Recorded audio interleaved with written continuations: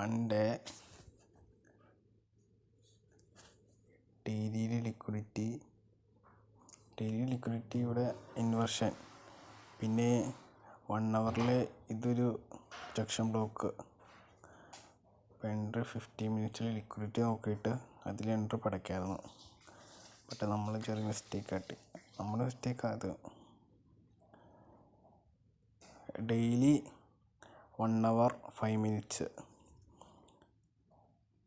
Daily liquidity നോക്കിയിട്ട് 1 hour നോക്കും.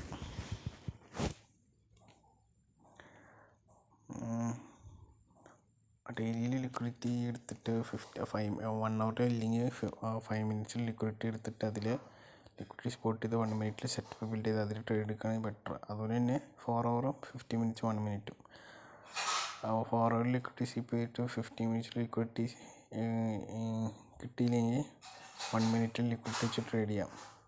ചില സിനാരിയോയിൽ മാത്രമേ അങ്ങനെ കണ്ടിട്ടുണ്ട്. എപ്പോഴും ഇങ്ങനെ അപ്ലിക്കബിൾ ആണെന്ന് ഞാൻ നോക്കിയിട്ടില്ല.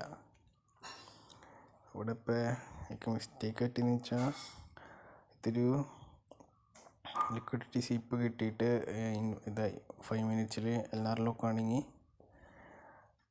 ഇവിടെ എല്ലാവരിലും വന്നിട്ടുണ്ട്. പിന്നെ അത് കഴിഞ്ഞ് ഇവിടെ ഓർഡർ ബ്ലോക്ക് ക്രിയേറ്റ് ചെയ്തിട്ടുണ്ട്. ഓർഡർ ബ്ലോക്കിൽ നിങ്ങൾക്ക് നോക്കിയിട്ട് എൻട്രി എടുക്കാമായിരുന്നു, പിടിച്ച് നിർത്തിയിട്ട്.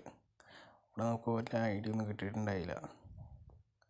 ഇവിടെ നോക്കാമായിരുന്നു, ഇവിടെ എൻട്രി ടൈമിൽ എൻട്രി നോക്കാമായിരുന്നു, സ്റ്റോപ്പ് ചെയ്യായിരുന്നു. ഇപ്പോൾ ടൈമിൽ